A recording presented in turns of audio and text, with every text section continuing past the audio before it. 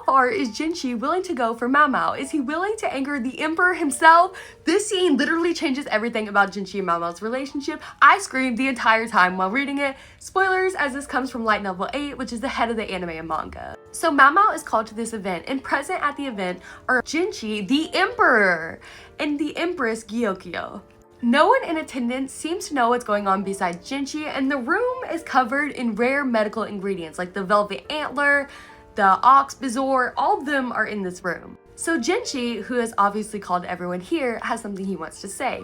So he starts off by explaining that should something happen to the crown prince, Gyokyo's son, that he, by the court's demand, would have to step up. No, Jinshi is having this conversation in front of a bunch of people, and the Emperor is not happy about that. But Jinshi again makes it very clear that he has never and will never want the throne. So what does he ask the Emperor? He asks the Emperor to give him a name. Y'all, this is huge. Giving him a name would mean that he leaves the royal line. And there are only 4 men of imperial birth: Jinshi, the Emperor, the Crown Prince, and Liwa's son. So you can't just leave the royal line, because having a name means that you are a servant to the Emperor. Mao Mao then hears a loud bang, and what is it?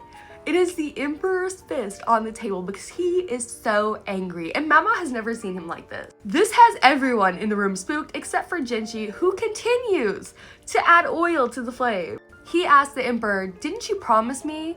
And the Emperor says, "Do you really think this is the right place to have this conversation?" Jinshi says, "Won't you make me an ordinary person?" And the Emperor punches him in the face. Jinshi is not done because he has other plans for this night. What does he do? Because he's absolutely insane. He's like, okay, so he gets a poker from the fire, which has Gyokyo's symbol, and he brands himself with it. He essentially made himself a slave to her. He cannot disobey his words, and he states that he is not a threat to her or her kids. Mao Mao at this point realizes now why there's medicine all over the room, and she's just trying to help Jinshi. He states, now because of the brand, we can't have anyone seeing this.